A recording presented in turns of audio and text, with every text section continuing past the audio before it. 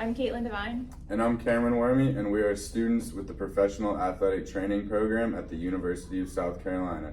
Today we're going to show you the procedures for CPR and AED. So I approach the patient, make sure the scene is safe, and then perform my primary assessment. So I determine that there's no pulse and no breathing.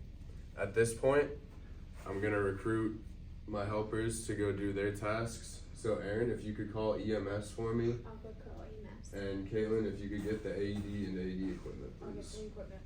Once I've seen that the scene is safe and to perform the primary assessment and determine that the patient has no pulse and no breathing, I would approach the patient and try and get their attention. If the patient is unresponsive, then you're going to move into look, listen, and feel. So we're going to look to see if the chest is rising and falling with breath. We're going to listen while opening the airway for a breath, and we're going to feel if we can feel the chest rising or falling, or feel for a pulse. At this point, after I've told my helpers to go call EMS and get the emergency equipment, I would now begin CPR on the patient. We're going to begin with 30 chest compressions. The chest needs to be depressed to a level of about 2 to 2.5 inches, and the best way to do that is by interlocking the hands with a fist over an open palm, and then placing the heel of the hand on the patient's sternum and compressing the chest like so. Alright, once beginning compressions, we're going to move at a rate of about 100 to 120 compressions per minute. And I'll go for 30 compressions and then move on to the breath portion of CPR. 1, 2, 3, 4, 5, 25, 26, 27, 28, 29, 30. After this point of 30 compressions, I would then move on to 2 breaths. Open the airway of the patient using the head chin tilt. Administer 2 breaths, breath, breath.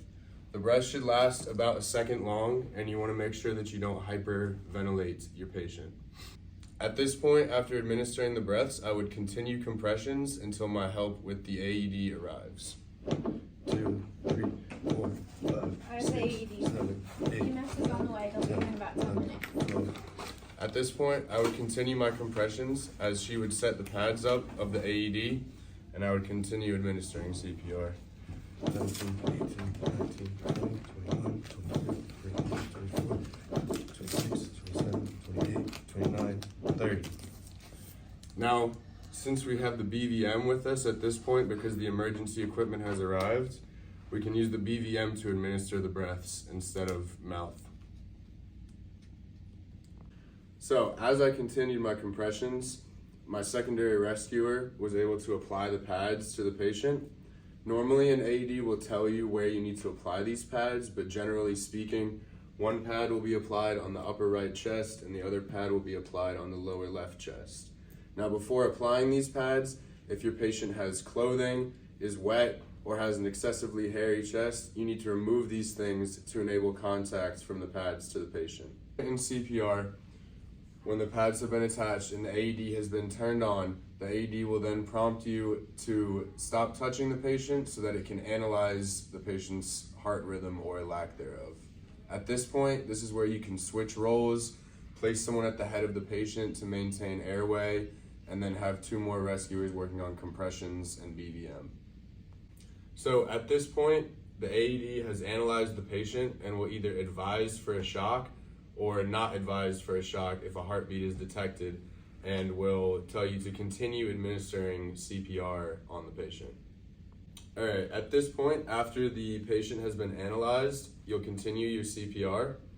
So at this point, the head rescuer, first one to the scene, will be controlling airway, while the 2 supplemental rescuers will be performing compressions and BVM.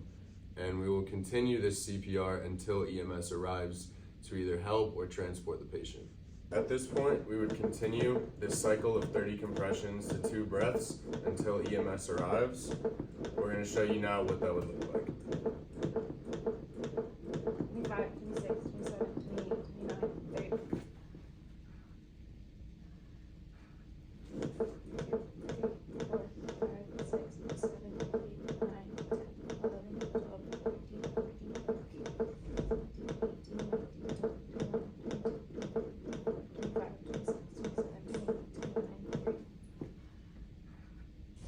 Now, you'd continue this process until either EMS arrives, the AED analyzes the patient again, or until the patient wakes up and is responsive.